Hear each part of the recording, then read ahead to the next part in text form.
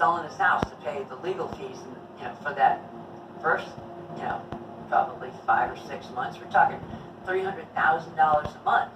And they don't care. They just keep sending you a bill. They don't even care if they send you an invoice. So there was a moment where I just felt like I was literally deep down underwater, and I felt like I was drowning. It was an insurmountable, monumental task to raise that money in the face of having had Mike plead guilty.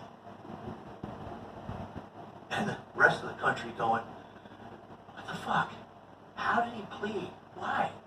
His son, young Mike, right? So everybody gets it. But the media doesn't want to carry that message. Instead, it's disgraced General Michael Flynn. And the more they pushed back on Trump, the more people started to realize General Flynn took a hit. We ended up having to start a legal defense fund. And that in itself was hard because, you're asking people to give you money to defend yourself. And we were asking the American people to help us. And they came out in droves. The American people started to come into my life. And there was a moment where I just felt like air was being breathed into my lungs. Over time, instead of being pounded down below the surface of the ocean, I started to come up. In a way, it was like I'm now above the surface and I'm starting to swim to shore. I'm like, okay, I got this.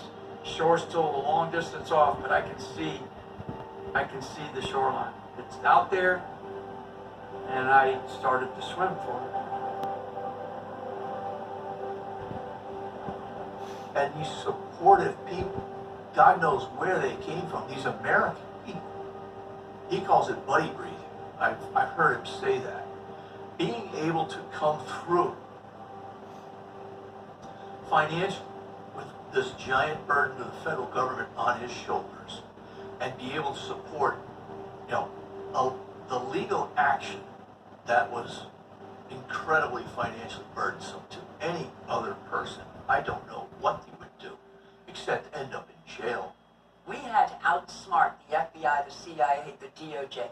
We had to become our own. The Flynn family became investigators. We had to read every document, and we had to look deeper, and we had so many great people started helping us. That once they saw that we weren't going to stop, that we were going to fight, we were getting letters, like hundreds of letters every week.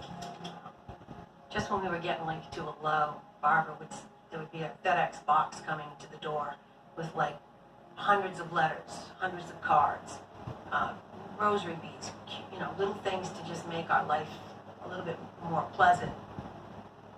We would take them out and read them, and we would say, this is what it's all about. This is what real America is.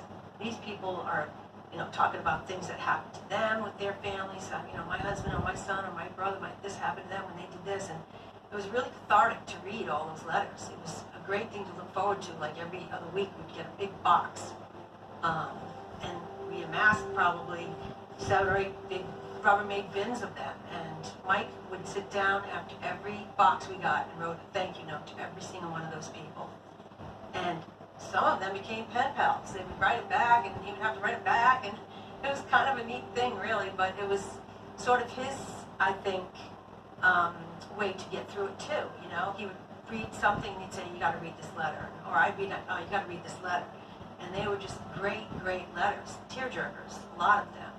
But it really did open our eyes to what America really knows about what's going on with his case, because they came from everywhere, some of them overseas, so it was, it got us through a lot of the tough times. It really did. Is it true you went to the 99 cents gloves? Tell me about that. Well, it's not 99 cent store anymore. Now it's $1.25. But yes, we would go in there. You would get this cards for $1, and you could get a pack of 8 or a pack of 12 for $1. So why not? We just put about as many as we could in the cart. We always got the ones that had the American flag on them. But he'd go through them so fast.